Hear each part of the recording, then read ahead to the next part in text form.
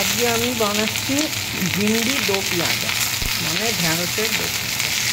তার জন্য আমি কড়াতে তেল দিয়ে ভিন্ডিগুলো দিয়ে দিচ্ছি। সাদা তেলে ইউজ করা যায়, সর্ষের তেলে ইউজ করা যায়। এবার এর মধ্যে আমি দিয়ে দেবো বড় বড় করে কেটে রাখা পেঁয়াজের টুকরো। এই পেঁয়াজ আর ঢ্যাঁড়সটাকে আমি একসঙ্গে একটু ভেজে নিই। পেঁয়াজ আর ঢ্যাঁড়স ভাজা হয়ে গেছে। এবার আমি কড়াইয়ে একটু তেল দিয়ে ওর মধ্যে দিয়ে দিচ্ছি পেঁয়াজ কুচি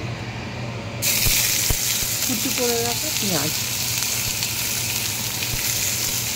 আর তার সাথে একটু টমেটো কুচি।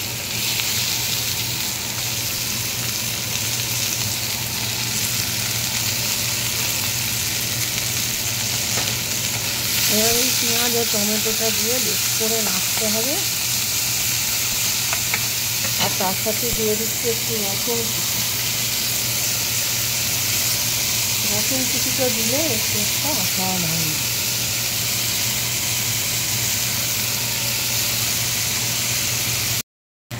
পেঁয়াজ আর টমেটো আর রসুন ভাজা হয়ে গেছে। এবার আমি দিয়ে দেবো এর সাথে একটু চিলি ফ্লেক্স না থাকলে ওই শুকনো লঙ্কা ভেজে গুঁড়ো করেও দেওয়া যায়।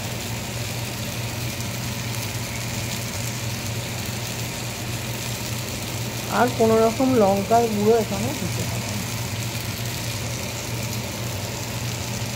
আর দিয়ে দেবো স্বাদ মতো নুন।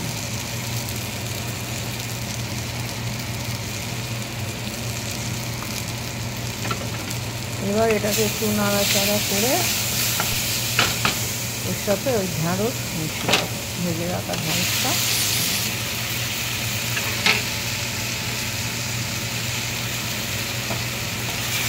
এবার এটাকে ভালো করে কষিয়ে নিতে হবে।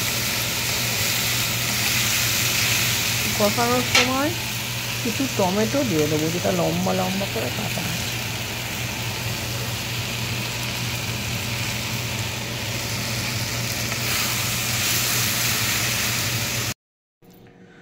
ভেন্ডি বা ঢ্যাঁড়সের দো পেঁয়াজা রেডি হয়ে গেল। পেঁয়াজ আর ঢ্যাঁড়স ভাজা হয়ে গেছে। এবার আমি কড়াইয়ে একটু তেল দিয়ে ওর মধ্যে দিয়ে দিচ্ছি পেঁয়াজ কুচি করে রাখা পেঁয়াজ, আর তার সাথে একটু টমেটো কুচি।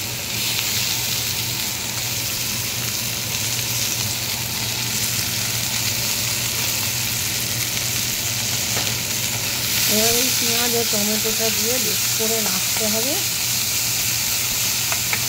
আর তার সাথে দিয়ে দিচ্ছি একটু রসুন কুচিটা দিলে টেস্টটা অসাধারণ।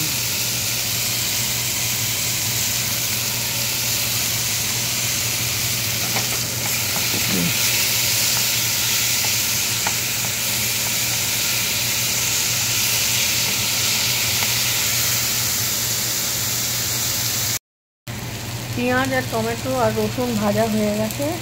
এবার আমি দিয়ে দেবো এর সাথে একটু চিলি ফ্লেক্স না থাকলে ওই শুকনো লঙ্কা ভেজে গুঁড়ো করেও দেওয়া যায়।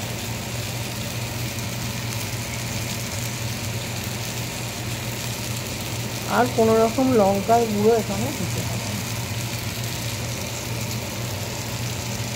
আর দিয়ে দেবো স্বাদ মতো নুন।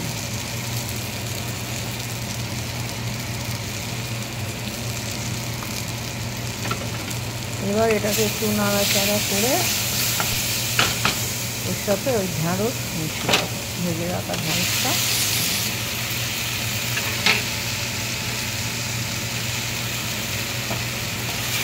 এবার এটাকে ভালো করে কষিয়ে নিতে হবে। কষানোর সময় কিছু টমেটো দিয়ে দেবো, যেটা লম্বা লম্বা করে কাটা হয়।